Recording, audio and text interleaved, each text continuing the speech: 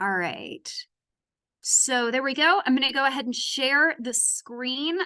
So hopefully you are kind of beginning to get some work done on doing readings and things like that. Just as a friendly reminder for you, I am going to be ordering the textbook for the textbook reserves. So I'll make sure that that gets taken care of pretty soon. Okay, so we left off last time playing around with compasses and doing something called 2-point touch discrimination. So this is a measure of skin sensitivity. And basically the whole point is that areas that are more sensitive have more touch receptors in them. So to kind of give you an example, areas like your fingertips, your face, particularly the lower part of your face, like the lips and the tongue, they're very sensitive and they need to be very sensitive. First of all, what's one of the major ways that you interact with objects? It's your hands, right? You need to be able to reach with your hands to pick things up. On the other hand, what's one of the number one ways that we interact with people? Talking. So we need to have good sensitivity for things like our lips and our tongue, because a lot of the different sounds that we make, the different speech sounds that we make, they require us to have an understanding of where areas like our tongue and our lip are placed. And we'll talk some more about those speech sounds later on in the semester. But areas like the hands and the lips and the teeth, or not the teeth, your teeth are sensitive, but they're not like that. Don't do 2-point touch discrimination on your teeth. Areas like your hands, lips, and your tongue are very sensitive. Now think about your feet. Are your feet super sensitive? Not in comparison to areas like your hands and your face. How many of you have had it happen where you've stubbed your toe and you don't even realize that you've done it until much, much later? That has happened to me many times. Part of the reason for that is that we just don't have a lot of touch receptors in the skin of our toes. Similarly, we don't have that in our thigh or on our back. So what we are often going to do with 2-point touch discrimination, we're going to take 2 sticks or 2 points or 2 parts of a caliper, and we're basically going to make sure that people can feel 2 points. So the question is, if you only feel 1 point, how far apart do those 2 points need to be able, do they need to be for you to be able to distinguish between those 2 points? So you're going to be able to do that pretty easily. You can feel 2 points. You could do this with pens and pencils on your fingertip right now. You could take 2 pens and pencils, put them right on your fingertip, and you could distinguish 2 separate points. Try to do that on your thigh, and it's going to be a lot harder because there are fewer touch receptors there. Now, another major thing that Fechner developed, along with 2-point touch discrimination, I just want to move that. I want to hide the floating meeting controls. There we go. So the other major thing that Fechner came up with was something called a just noticeable difference, or what we call a JND. So this is the smallest detectable difference between 2 different stimuli. So basically, a just noticeable difference is the minimum change in a stimulus that you can correctly judge as being different from a reference. So sometimes we also refer to this as a difference threshold. So for example, I don't know about you, but this time of year, I like to make a lot of soup, and I like to make a lot of beans in a crock pot. And one of the things that I like my food to be salty, but I don't like it to be too salty. So when I make a dish and I taste it, and then I add more salt and see if it's any more flavorful, that is me engaging in a very crude form of a just noticeable difference. So right now, I want you to turn to a partner And if we're odd numbered, you can have a group of 3, but I'd just like you to take a minute to think of another example of a just noticeable difference or a difference threshold that you might experience in everyday life. So go ahead and turn to a partner and just really quickly see if you can come up with an example of a just noticeable difference that you've experienced.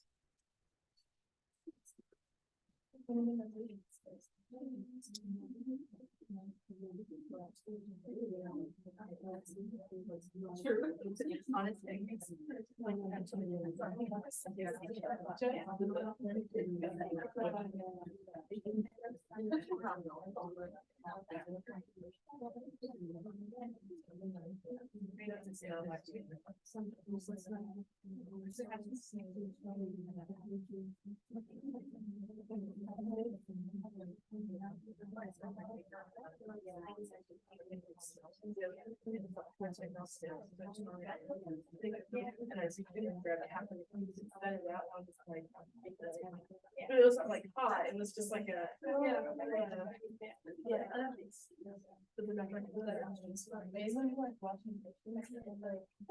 All right, let's go ahead and bring it in. Was anybody able to come up with a good example of a difference threshold that they've experienced before? I saw Sarah's hand first. Okay.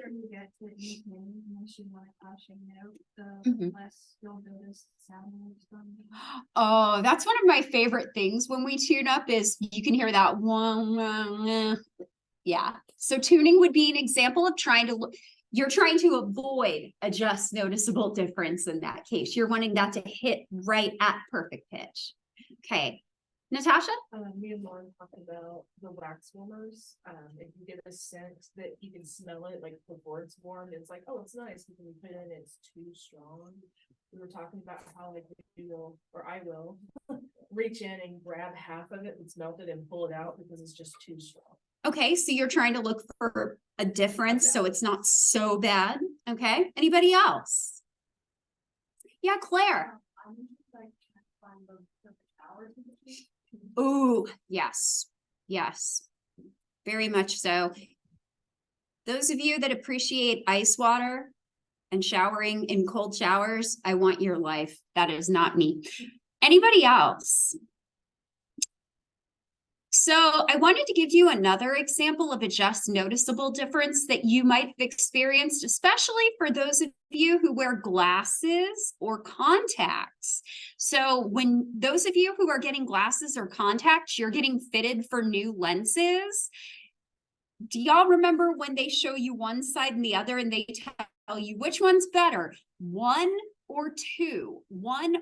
And basically what they're trying to do is they're trying to find the perfect magnification, and they're basically trying to get to the point where you don't have a difference, where there is no difference between the two. And at that point, they're going to say, that's it, that's your prescription. Now, one other threshold that is kind of common is something that's called an absolute threshold. So an absolute threshold is you being able to detect something at that point. So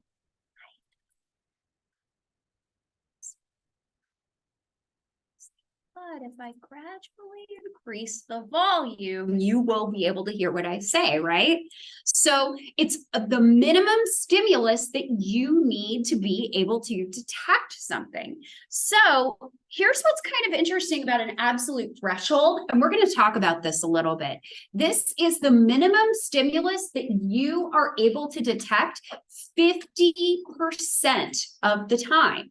Now, here's my question for you. Is anybody surprised by that 50%? A few of you? We will explain it in a little bit, but why does that surprise, for those of you that might be surprised, why does that surprise you? Why? Do you feel like 50% is a little low? Maybe a little too high? Yeah, Natasha. Is it like when you first started whispering, I could hear like where your lips were moving, but I didn't know what you were saying until I focused in. It's not quite related to that. It's not quite related to that. It's a weird little feature of how our neurons operate. And we'll talk a little bit about that in a second. Does anybody need some more time here? By the way, I did give these to you in full, but I also know that some of you really like writing it down because it kind of helps you lock it in. So does anybody need some more time here? Okay. So let me explain a little bit about why this is. So why 50% of the time? When I first heard about this, I was really surprised by that. I'm like, why? Well, so here's why. So part of the thing is that you and I tend to think of our threshold as functioning like this, right? This is how most people conceive of a threshold. And I realize I'm being really loud, but I want to move around and that mic needs to catch me. So hopefully I am not yelling. If I am yelling, I will get over there and I will stop in just a second. But we kind of have this idea that here we have on our x-axis, our stimulus level. These are arbitrary units. This could be anything. This could be the brightness of a light. This could be like those hearing tests that maybe some of you got in school like I did. And then here's the percent of times that you actually detect it. So most of us think that it's pretty clear cut. So let's say, for example, that the threshold is 9.5. Anything prior to that, you're going to be like, I don't hear it. I don't hear it. I don't hear it. And then anything above that, boom, I hear it. Here's the problem with that. Your neurons do not work that way. Your neurons will sometimes fail to fire for things that they should normally catch. And because of that, it's much more likely that this is how your system responds. You and I do not have clear categories, at least not from a sensation level. Now, when we talk about perception, when we talk about interpreting stuff, that's when we get very categorical. It's either red or it's green. You cannot have a greenish red. That color does not exist. You cannot have a greenish red or a reddish green. It's either green or red. But when it comes to sensation, our neurons are not so clear cut. Yes, Sarah. So if you can fail to catch something that was there, can it also catch something that wasn't there? Like when you think you hear your name. Yeah, that can happen. And that's part of the reason why we do this 50% of the time. Now, your textbook openly admits that this 50% level is arbitrary. We could have picked 25% of the time. We could have picked 75% of the time. But most of the time, researchers tend to pick about 50%. That means that your threshold is going to be right here. That means that at your threshold, some things that are at your threshold, you will miss.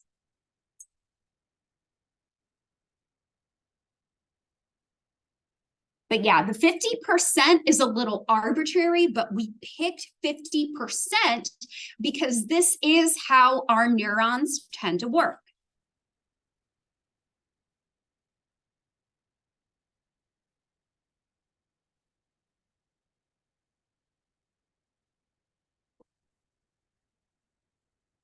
Okay, so I wanted to give you a couple of examples of absolute thresholds that were originally identified by Galanter in 1962. So these are a couple of different examples of absolute thresholds that you might experience. So for example, seeing stars at night. And sometimes, depending on the situation, it's hard to see stars, right? Now we're talking about a clear night. We're not talking about a day that has a lot of clouds. And depending on the circumstances, you may not be able to see them. When I lived in Atlanta, yeah, good luck seeing stars. It was actually kind of nice to move out here because Atlanta had enough light pollution that I could not see stars at night. Now, for the most part, I can, but it's sometimes very hard to detect them. Here's another example of an absolute threshold for something like hearing. It might be hearing the ticking of a watch 20 feet away. Sometimes you'll be able to detect that. Sometimes you won't. For taste, that might be a teaspoon of sugar in 2 gallons of water. And that doesn't, it seems like you should be able to detect it, but let's put this into perspective. 3 of these Stanley cups is a gallon. This is about a gallon, 2 gallons is about 6 Stanley cups. So put that into perspective. With smell, that would be a drop of perfume from 3 rooms away, being able to detect perfume when it's been sprayed in a room and you're about 3 rooms away. Touch, this feels like a poet wrote this one. The wing of a fly falling on your cheek from a 3-inch height. Also, I don't really feel like touching fly wings. Now, having said that, some of us have different thresholds than others. This is especially true if you have sensory sensitivities. So I'm going to give you an example from my own life. Depending on the circumstances, I can hear electricity if something is plugged in or not. Does anybody else have some other interesting sensory sensitivities? Natasha? Lights. How so? Certain lights, I can hear them, but like my husband, he can't. He's like, I don't know what you're hearing. And I'm like, the lights are not. You can hear fluorescence for sure. Mm-hmm. Anybody else? Yeah. What sand? I can't walk on it. Like it gets hard to breathe for some reason. Okay. Anybody else? If you have texture issues with food, you might have oversensitive touch. Does anybody have texture issues with food? Yeah, Sarah. I can't eat like beans. The texture of it are just so bad. Interesting. Beans are some of my favorite food. I will eat all of the beans that you do not. Sarah Andor. I can't touch chalk because I can feel the little things in it. Okay. Yeah, Caitlin. I'm like really sensitive to like anything spicy. Mouth-wise or just anything? Okay. Like I think pepperonis are really spicy. Wow. Okay. I don't know what it is. I don't know if I just didn't eat enough spicy food and everything or what. We're going to talk about that a little bit at the end of the semester. Turns out you can actually train it. It is the love of spicy food is very culture specific, but it can also be trained. I can't do anything about whether or not your stomach likes it or not, though. Anybody else? Yeah, Lauren. I can't touch dry cotton balls because I feel like all of the little fibers. Oh, Like oh, okay. So we have these different types of sensitivities, and that means that our thresholds are going to vary from person to person to person. So there are some individual differences here. So Fechner, who we talked about last time, was ultimately inspired by the work of Ernst Weber. So again, we're talking German, so we're going to say Ernst Weber. And Weber, you might have heard of before. Y'all okay over there? Okay. So Weber basically gave us what we call Weber's law. Weber's law basically says that that the smallest change, so like when we're talking about a just noticeable difference, us being able to notice a difference between 2 stimuli, those stimuli have to differ by a constant minimum proportion for you to be able to notice that difference. So a just noticeable difference is a constant fraction of the comparison. So they have to differ by a constant minimum proportion for you to notice the difference. So for an example, let's say that my very heavy Stanley cup is full of water. Right now it's not, but when it is, it's very hard for me to lift because I've got no arm strength. But let's say I added the weight of this dry erase marker to my Stanley Cup, is that really going to make a lot of a difference?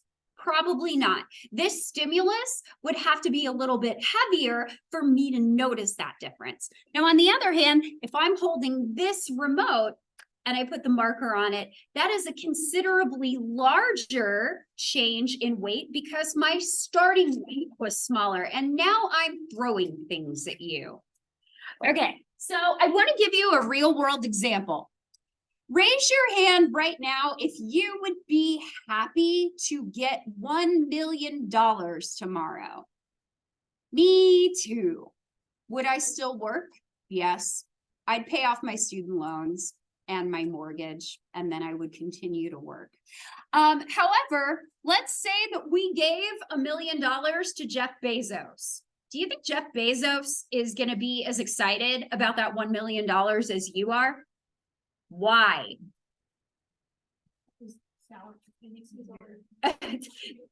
He makes way more than that. Like $1 million to Jeff Bezos is a smaller fraction of his income and his net worth than it would be for somebody like you and me. For Jeff Bezos to get excited about getting that much money, it would have to be significantly larger. And that's what Weber's law is basically about.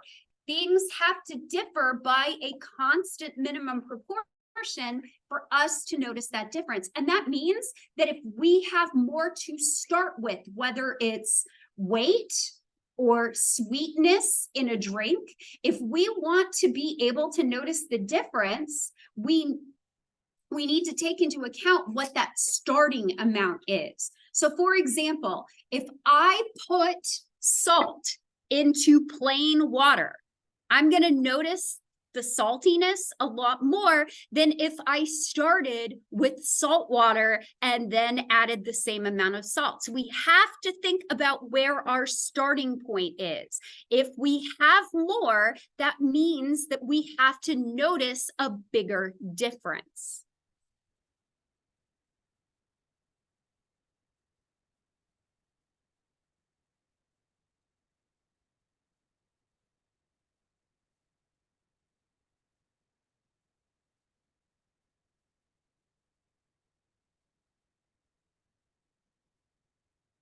Right. Everybody good? Lauren, do you need more time? Okay. Anybody else need more time? Okay. So Fechner's law is ultimately designed to be an extension of Weber's law. So Fechner basically did this with Weber's law to make it a little bit more universal. So Fechner's law looks like this. So I want to orient you to a couple of things before we actually talk about the law. So on our x-axis, we have the actual physical stimulus intensity. So this could be the amount of lemon juice in a concentration. It could be the brightness of a light. It could be the loudness of a tone. So here is the actual physical intensity. And then on our y-axis is the intensity that you and I sense. So we're talking about actual intensity versus perceived intensity. And so what you can see is that this is describing the relationship between the actual stimulus magnitude and the magnitude of what you sense. And what you can see is that this is a logarithm. I love logarithms. Some of you were like, please go away. No math. Let me try to explain what this logarithm means, though. So basically what this means is that if you are starting with a very large stimulus intensity, that is going to be much more noticeable. And notice too, that's going to be much more noticeable to somebody. On the other hand, if I am starting with something very low in intensity, it doesn't have to increase as much for me to notice that difference. You get back up there. Thank you. So it basically functions as a logarithm. So your subjective sensation increases proportionally. Now notice it's not a perfect relationship. If it were a perfect relationship, if the actual stimulus intensity matched your perceived intensity, this would not be a logarithm. It would be a straight diagonal line, right? Where everything would perfectly match up. What this tells us, it's easier for us to notice changes when we start with something small than it is if we start with something big. So again, that's like giving $1 million to Jeff Bezos in this regard. Versus if you gave it to me. I'd be like, I am going to Hawaii tomorrow, and then I will come back and teach. All right. So now we're going to talk about some other classic psychophysics methods. So we've already talked a little bit about thresholds. So make sure that you know the difference between a difference threshold and an absolute threshold.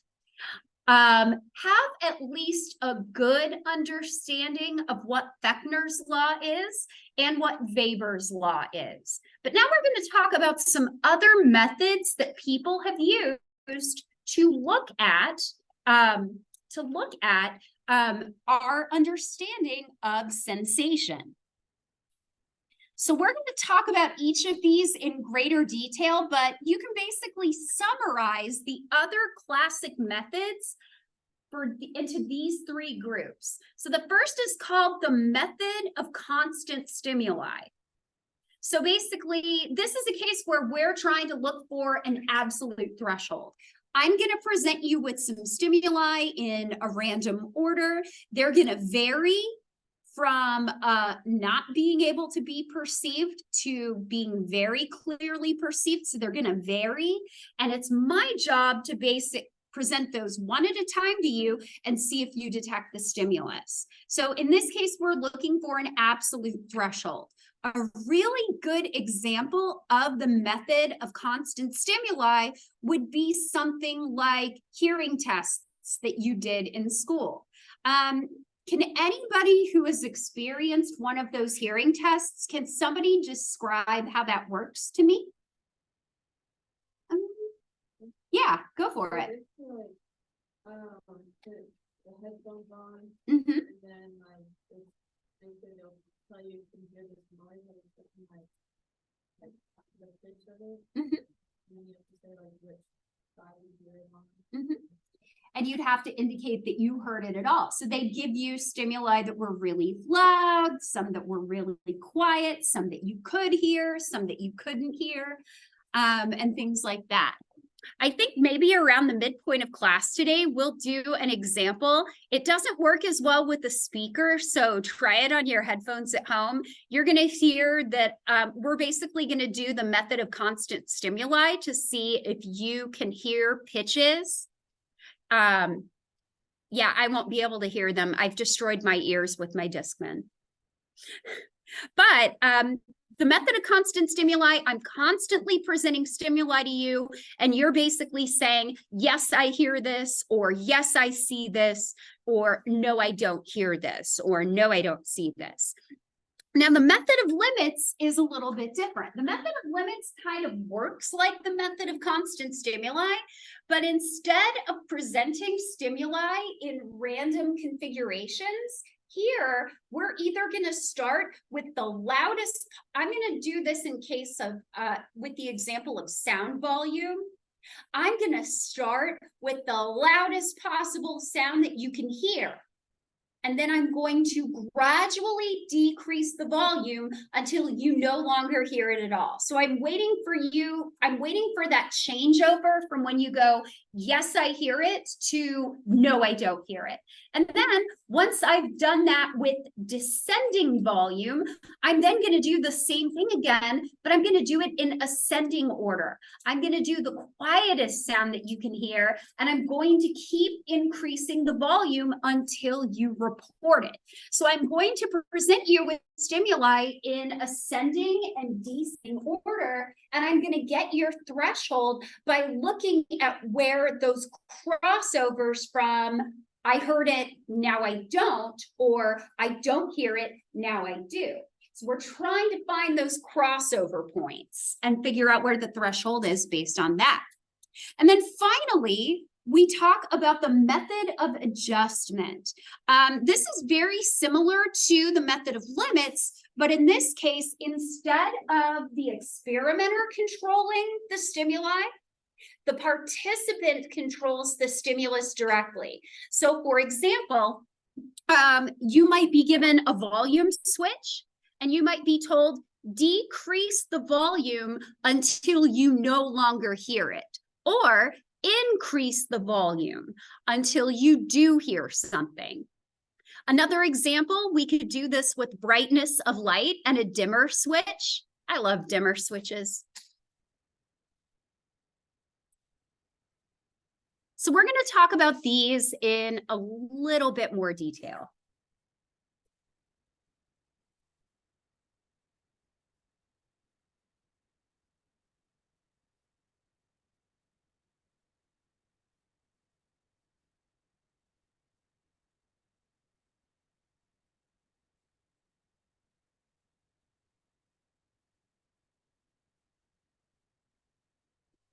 All right, everybody good? All right. So here's kind of an example of the method of limits and how you would use this to look at thresholds.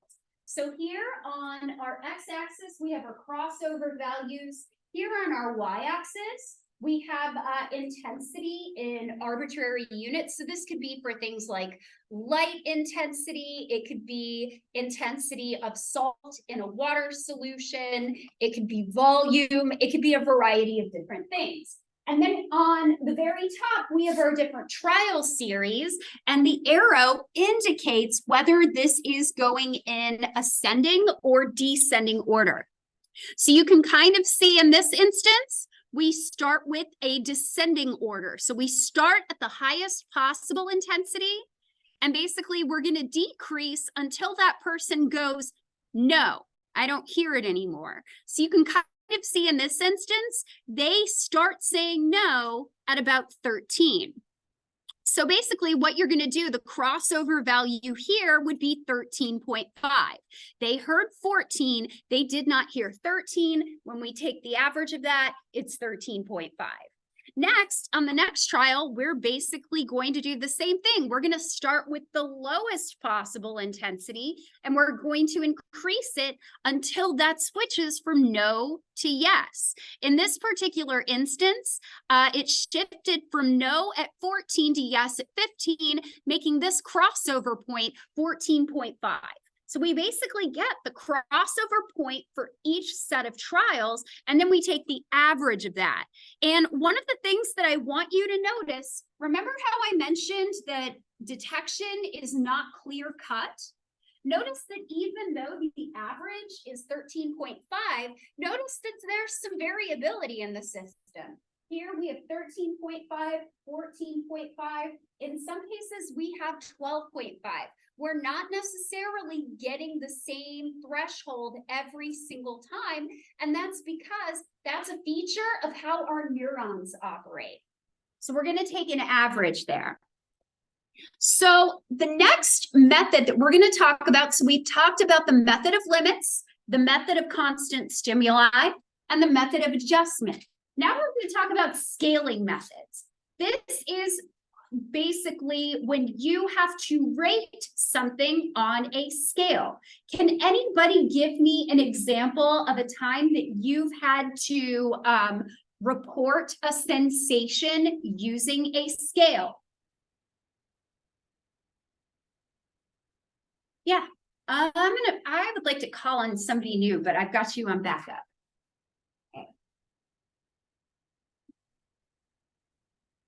Yeah, Dylan. Is that like when you go to the doctor and they would write your pain on like the little. Exactly. Good job. So the pain scale would be an example of using a scaling method. Describe this sensation and estimate it in magnitude on this scale.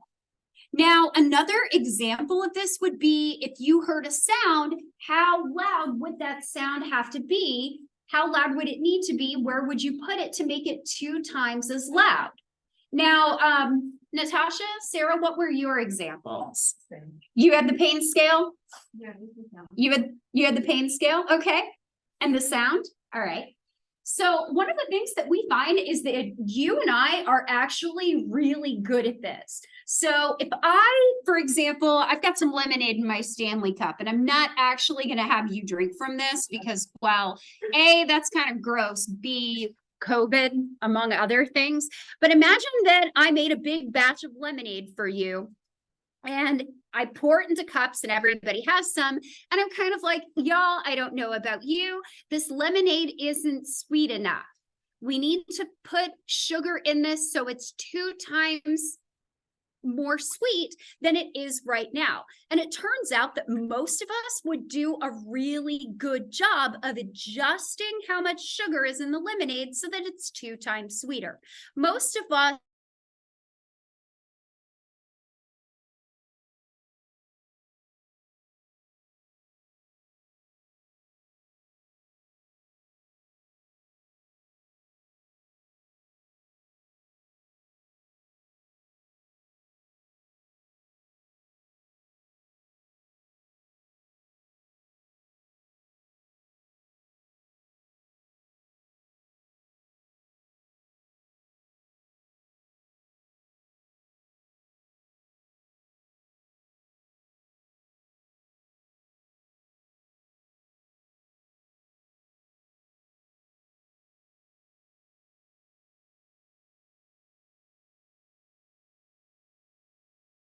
can't help it if it crashes.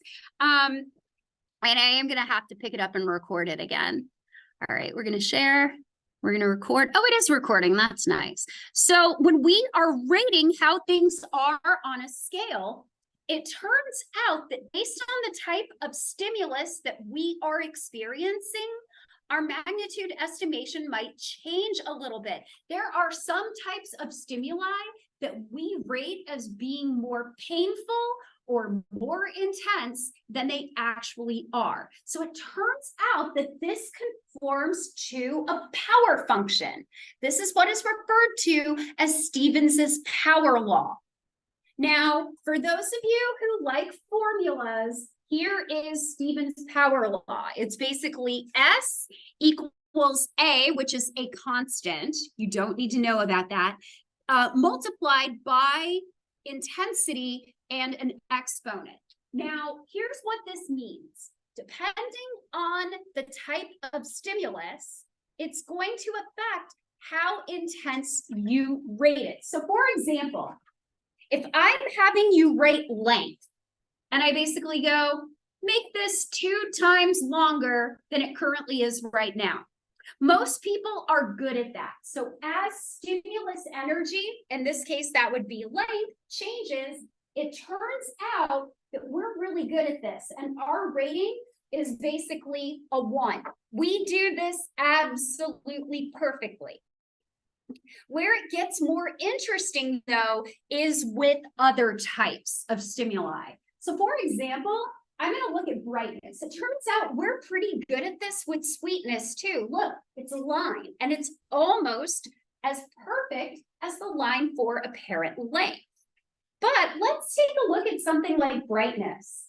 Brightness has to change by a significant degree for you to notice a change. We tend to underestimate the brightness of something. That's what this figure is showing. You and I underestimate brightness. Notice that at 90% energy, we're not really rating it all that different from 80. So brightness changes faster than we actually notice it. We underestimate brightness. Now, on the other hand, electric shock is a little bit different.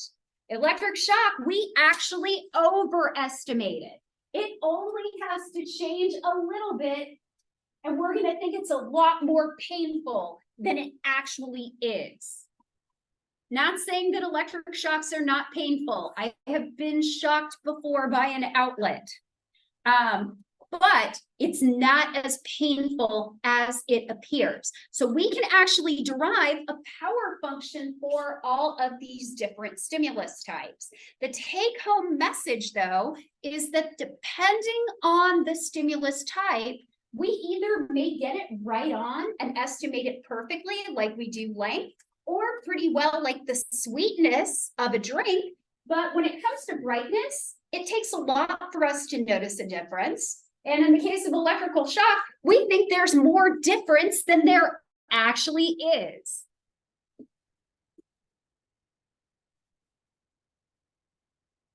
So one of the things that I want to talk about, I'm going to hide these controls because they pop back up.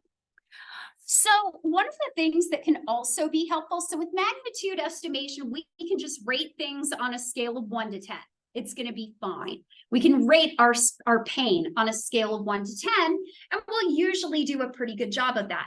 We can make a solution 2 times saltier than it was before. But sometimes it's kind of hard for us to put what we are experiencing into words. And so what we might choose to do instead is explain our sensation of something in terms of a completely different sensation. And this is what is referred to as cross-modality matching. So cross-modality matching occurs when a participant matches the intensity of a sensation by comparing it to the sensation, comparing it to the intensity of a different sensation. So for example, if we want to have people rate spiciness, because I'm thinking about Caitlin a little bit. So if Caitlin had to rate the spiciness of pepperoni and you and I had to rate the spiciness of pepperoni, something that we could do is say, rate how spicy this is by adjusting the volume of this sound. Or rate how spicy this is by adjusting the brightness of this light. So we can explain how something is for us by putting it in slightly different terms by talking about another sensation. So an example that I gave is that one class a few years back did a project called How Loud Is This Lemon? They basically had people taste a lemon solution, rate how sour it was in terms of how bright the light was. The more sour the solution, the more brightly participants rated the light. That's a really good way to learn about how people are experiencing the world. We put it in another sensation, so that makes it easier for us to understand. And this can especially be useful for allowing people to classify how dull or intense a flavor might be. I really like to see people do this with something like wine tasting, because when you get into descriptions of wine, they often tend to have these very fanciful descriptions, like they have notes of casks and wet stones. And I'm like, it's wine. I can't tell the difference. But somebody who's much more experienced with wine tasting might be able to put that information into a form that I can understand. So this is really helpful, but we've got to talk about one instance where this doesn't quite work. We've got to talk a little bit about super tasters. So we're not going to do this today. Most likely we're going to do this on Tuesday because I have taste strips, so we can test whether or not you're a super taster, but I've had them since 2015. and they're probably not good anymore. So I ordered some more. They said that they weren't coming in until Saturday. Like, what's the point of Amazon Prime if you can't get something in 2 days?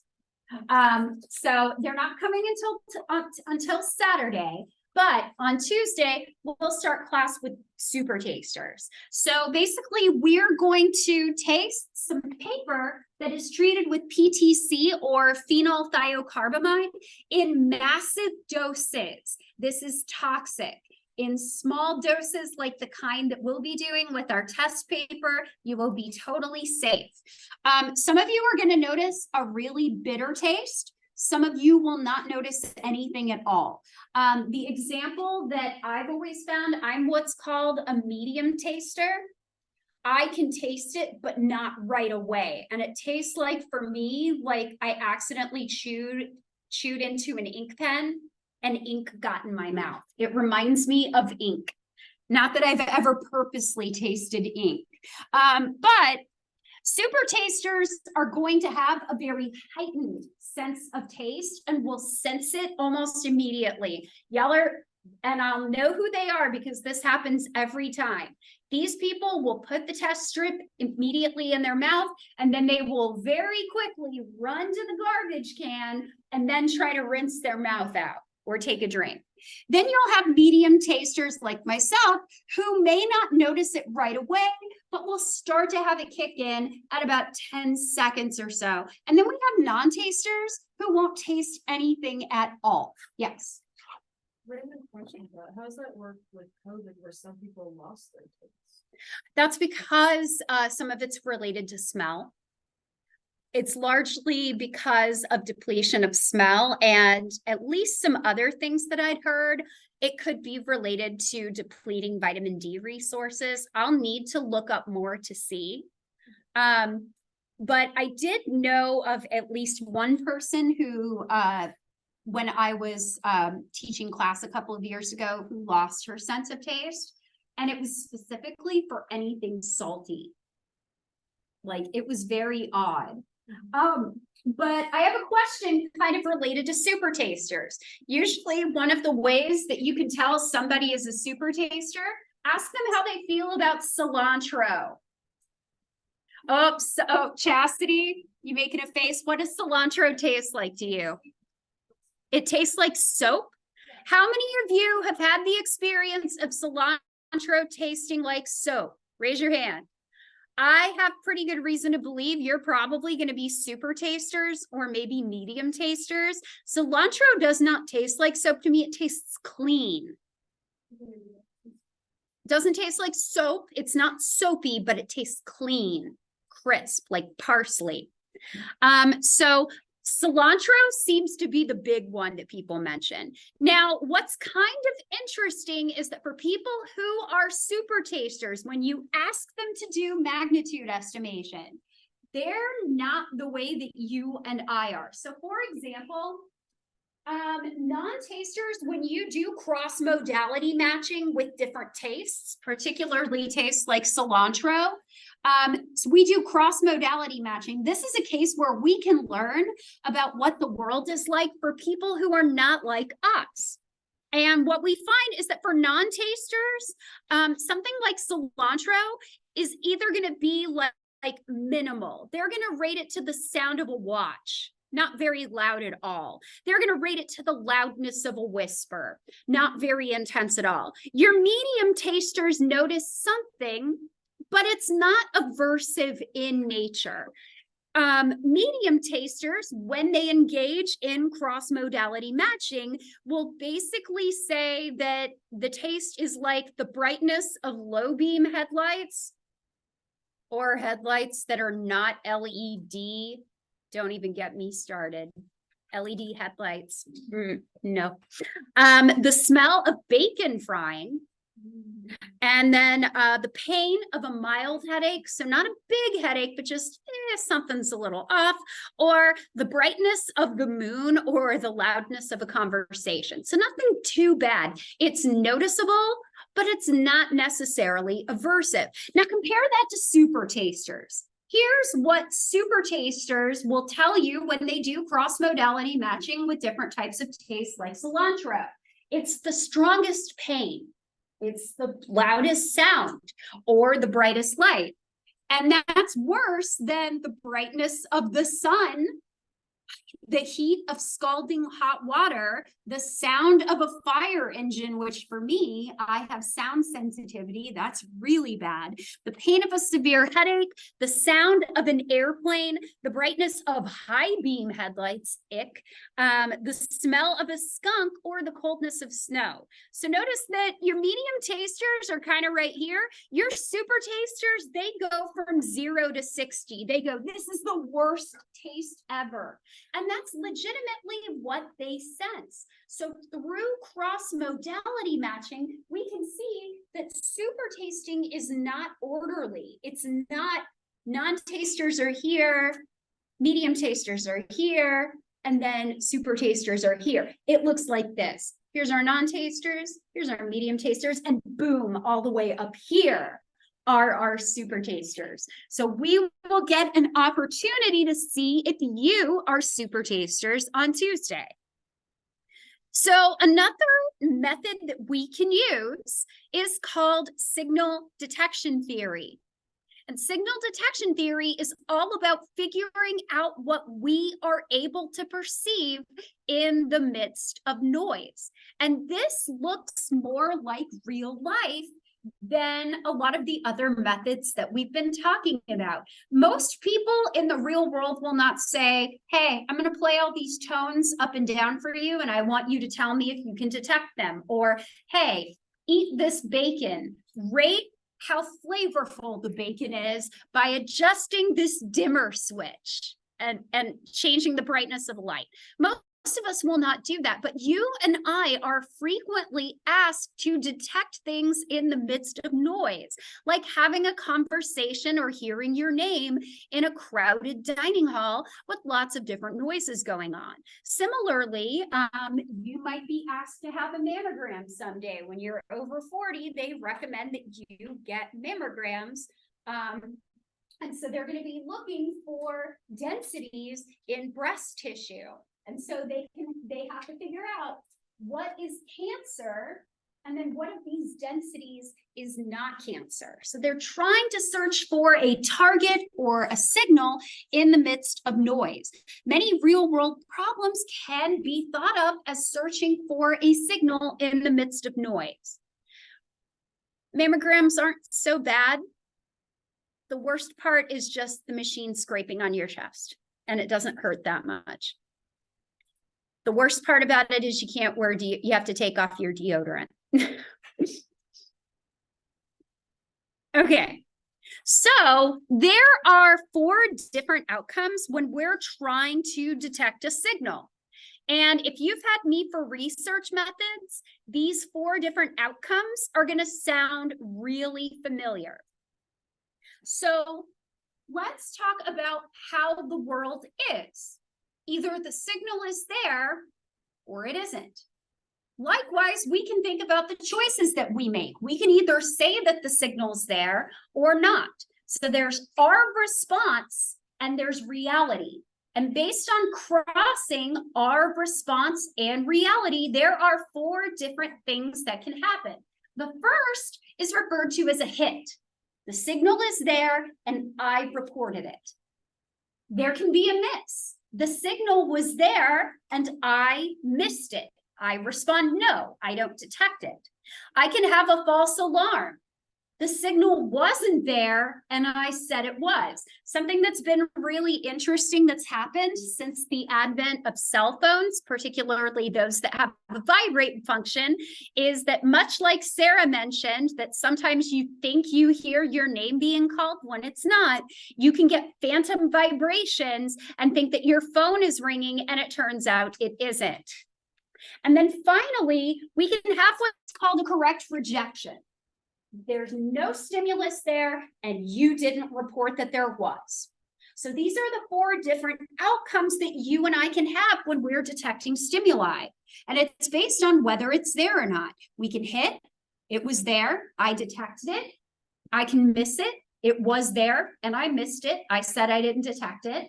It's a false alarm. I said it was there. It wasn't.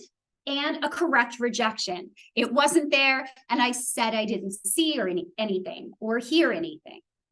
So there are 4 different outcomes that can happen. And again, these happen based on reality. Either something's there or it's not.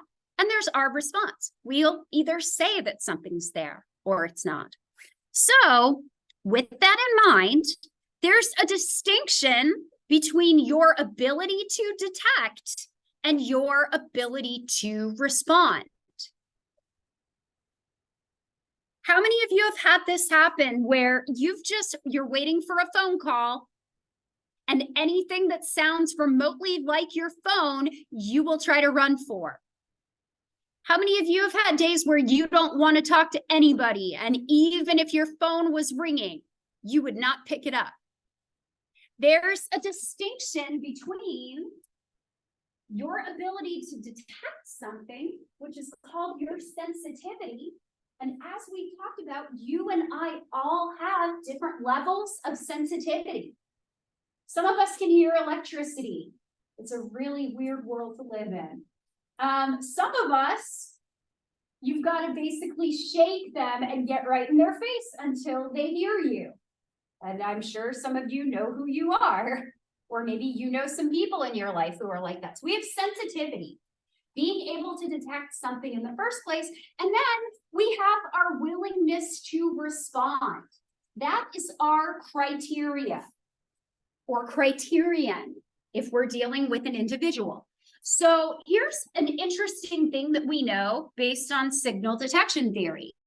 Your sensitivity never really changes.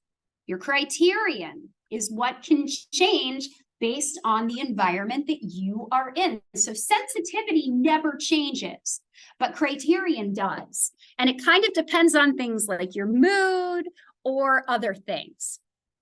So the example that your textbook gives is that you are potentially waiting for a phone call. Some of you are going to be going on the job market soon, maybe someday. Some of you are probably waiting on a call about an internship or a scholarship. You're going to want to pick up the phone if that happens. Some of you might have been plagued by telemarketer calls and scam calls lately. And because of that, you may not want to pick up the phone. Both of these are instances where the environment modifies your criterion. So sensitivity is basically related to being able to detect a stimulus or being able to notice a difference between the stimuli. So when we talk about sensitivity, we're often going to talk about it this way. So here we have the stimulus intensity of noise, and then we have the signal plus noise. The difference between these two distributions, so here's the average of this distribution, here's the average of this distribution. This is us noticing the signal. This is where there is no signal. The difference between these two is our sensitivity, which is measured as D prime. That is not to get confused with Cohen's D, my research method students from last semester. Cohen's D is a measure of effect size. D prime is a measure of sensitivity. And this little apostrophe, we call that prime. So D prime is our detection ability. It does not change.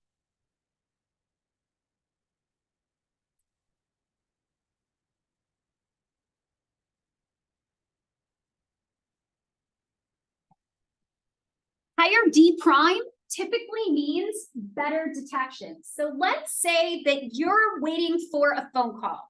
Somebody tell me a phone call that they might be waiting for. What would be an example of a phone call that you'd be waiting for? Anybody want to give me an example?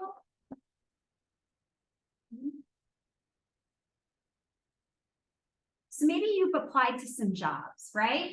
You're wanting to hear that phone call, somebody asking if for a phone call for a job offer. They basically told you if you got the job, they'd call you. So now you're waiting for that phone call. But depending on the situation, you have to make a choice. Does it sound more like the phone or less like the phone? And basically what we're going to see is that higher D prime means you're going to be able to notice that ring a lot easier. So for example, let's say you have no sensitivity at all. You think a ringing phone sounds just like your shower. So what you can kind of see is that the distributions for the shower alone, which is in red, the shower plus your phone, there's almost complete overlap. You can't tell the difference between the shower and the shower plus the phone ringing. Your D prime is effectively 0. You have no sensitivity. You have no detection ability. On the other hand, if we have a D prime of about 1, you can kind of see a separation between the two. You can tell the difference between just the shower and the phone, adding a little something extra to that shower noise. Now, if you have really high sensitivity, if you're like me and you can hear electricity, these distributions are going to be really far apart. The difference between the shower and the difference between the ring plus the shower is really noticeable. And your D prime is going to be huge, like about 4. So higher D prime means that you can notice the difference between the noise alone and the signal embedded in the noise.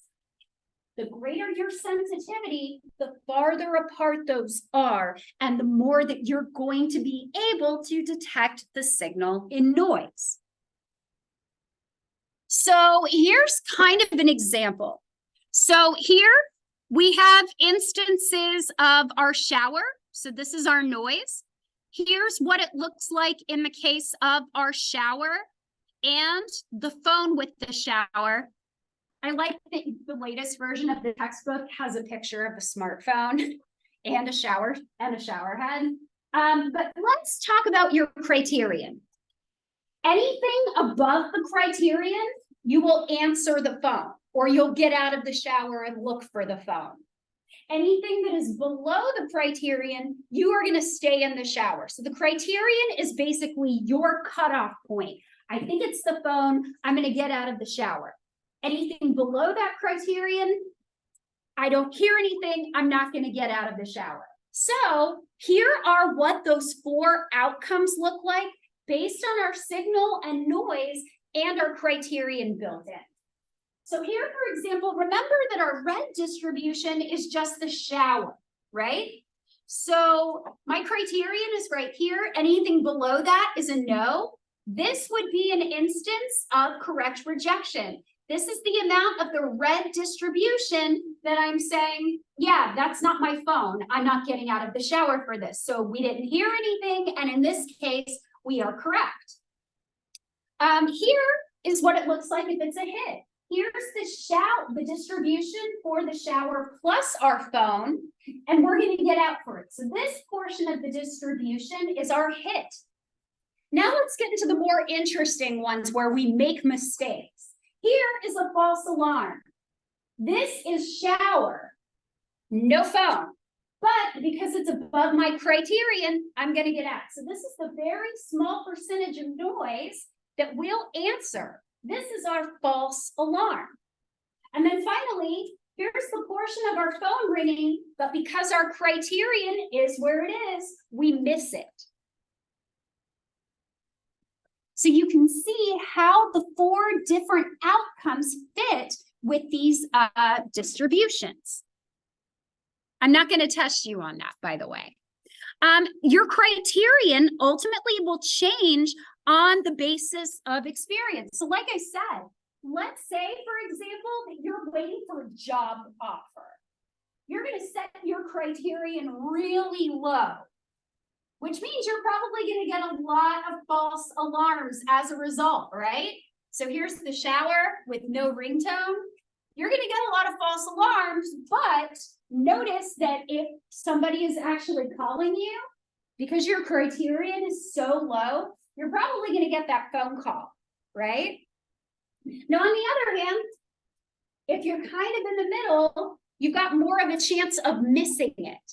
And let's say you've had telemarketers hound you all day long. You don't want to talk to anybody.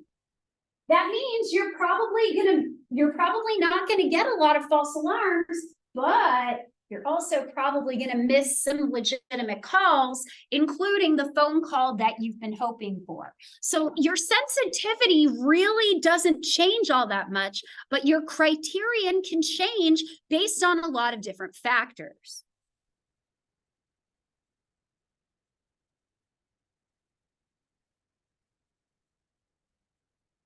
Okay, this is as mathy as this class gets.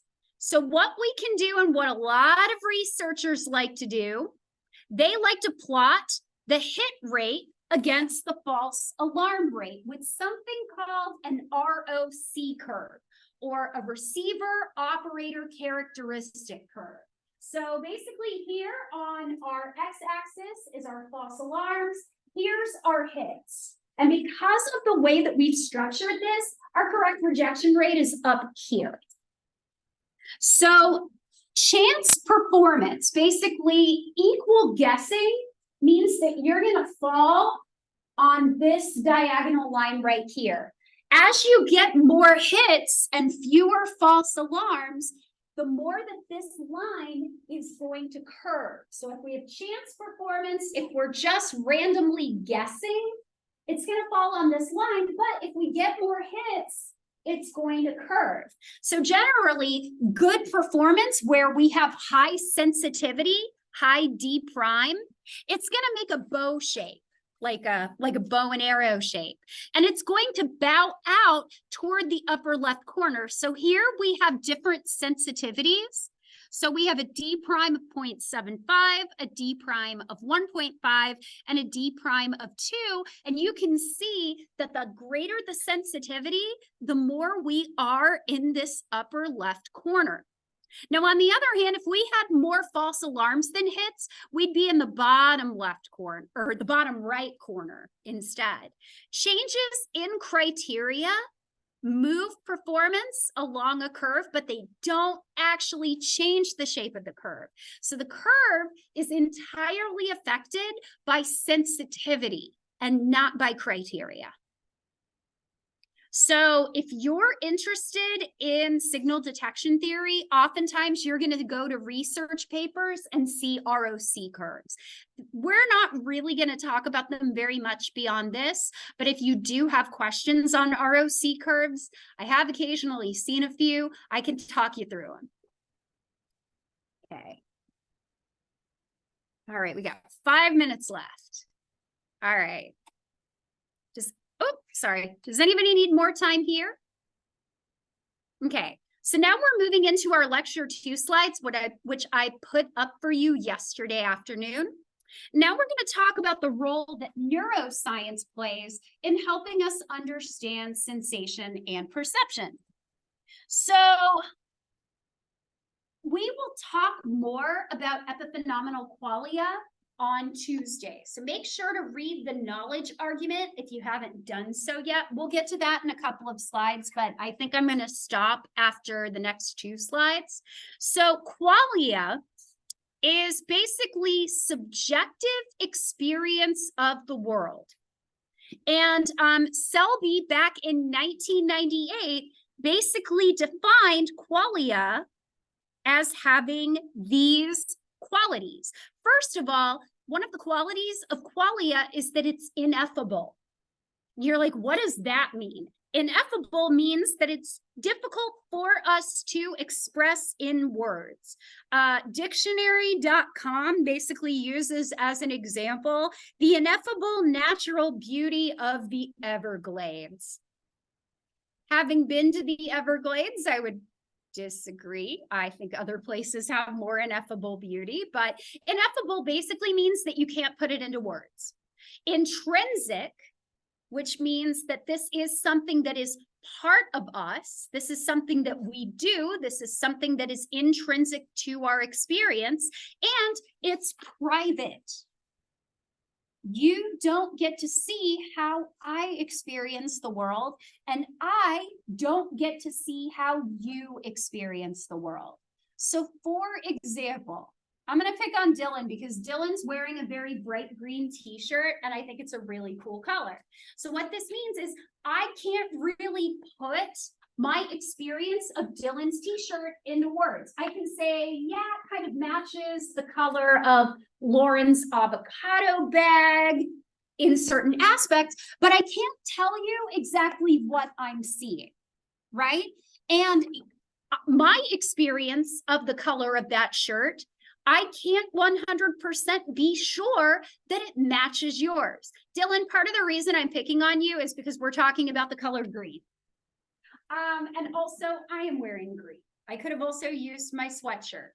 But let's think about color sensation and let's talk about this from a qualia perspective. What would a scientist say about the color green? Does anybody want to take a stab at what the color green would, how we would explain the color green if we were talking to a scientist? Jenna. Okay, so a medium wavelength of light on the electromagnetic spectrum that basically comprises visible light ranging from like maybe 530 nanometers or so. So yeah. But here's so if you were talking to me or if you were talking to a researcher, we'd probably say something like this. And this is where we're going to leave off today. I'm going to blow your mind and then we're going to end class for the week. So a scientist would say something like this. Frequencies of light bouncing off of objects hit our eye and activate medium wavelength cones in the retina.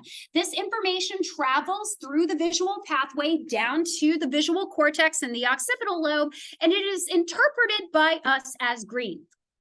However, I have explained how green happens, but I still haven't said anything about what it is like for you to see green or where the greenness comes from. And it also does not say anything about whether or not you and I experience green the same way. For example, the green of my sweatshirt could appear blue to you, but blue is your green. So something to think about. How can we be so sure that we are all experiencing things the exact same way? So, like I said, this weekend, your job is to read Epiphenomenal Qualia, particularly the knowledge argument. And if you're inclined, look at some of those terms that I mentioned, like simulation theory, integrated information theory, and quantum consciousness, if you want to go down a real rabbit hole. I don't believe all of it. Take it with a huge grain of salt. Have a wonderful weekend. I will see you here on Tuesday. Bye, everybody.